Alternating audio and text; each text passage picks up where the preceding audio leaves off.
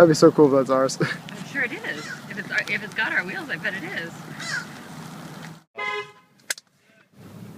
Oh my god, it's so quiet. This is our car now. That's cool.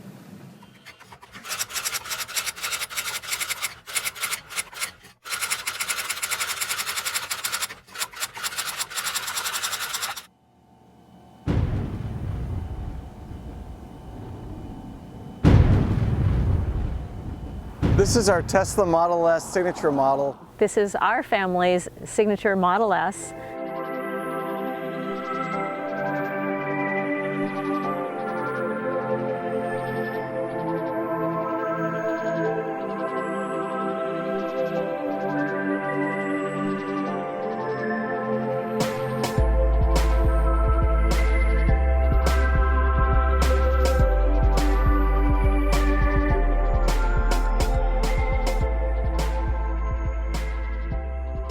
So I've probably had a handful of cars in my past, maybe a little bit more than that.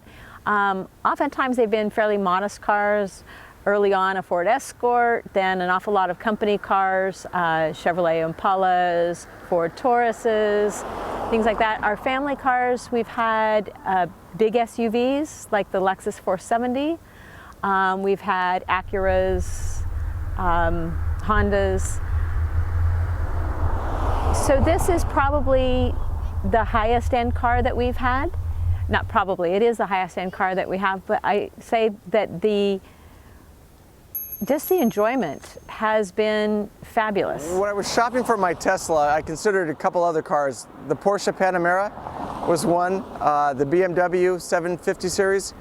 But after test driving all three cars, it was hands down that the Tesla Model S was a car I was going to buy.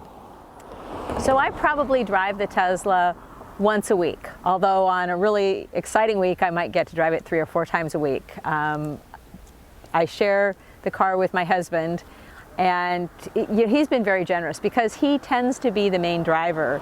Any day that I say, you know, I'd really like to drive the Tesla today, no problem, here's the keys. Of course, he probably silently cries inside knowing that I get it. I drive the car on a daily basis to and from work. It's a great commuter car, as well as I've taken it up to Eugene from the Bay Area, and it's a very efficient car on the freeway. You don't always charge it to the maximum range. You oftentimes just charge it to the standard range, which is about, I think, 80–90% of its full capacity. But some of the times when I've been driving it, I've been pushing it up towards the 300-mile range. And so the night before, I will make sure and set it for the full charge. When it came to range anxiety, I thought I might be challenged on a trip I took to Eugene, Oregon. But as it turned out, I was able to get an adapter from another Tesla owner, and this was all before the Supercharger stations were put in. So I made the trip up to Eugene from the San Francisco Bay Area with no range anxiety whatsoever. Every 150 miles, we would stop, charge the car, get back on the road. It would take a couple hours, but we had restaurants to stay at, we had hotels we stayed at to make this trip happen, and range anxiety was not an issue at all. My experience with the charging infrastructure is that I'm not going a lot of places where there are Tesla Superchargers. So generally the places that I find to recharge are either at my home or at one of the outlet malls that's along my driving. The trade-off there is you park your car and you plug in and you may have free power, but you may also enjoy the outlet mall and offset any savings that you might have had from that free power.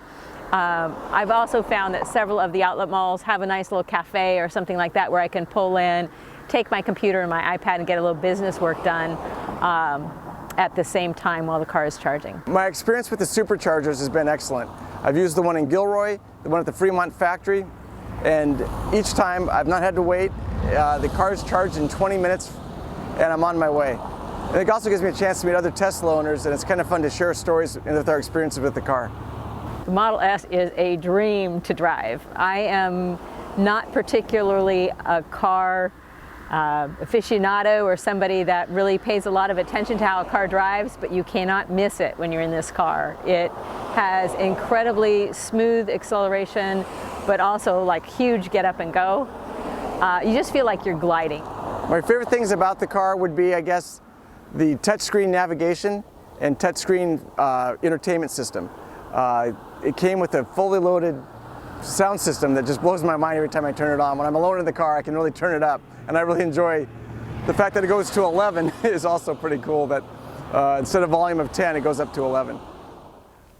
I've had a couple minor things with the car. Broken windshield was one. I had a couple creaky noises around the sunroof, which they took care of. They had a fix for that. Besides that, it's been pretty flawless. Working with Tesla has been, actually, I feel like I'm working with the people who have put my car together, who designed my car. And I feel very much a connection with Tesla.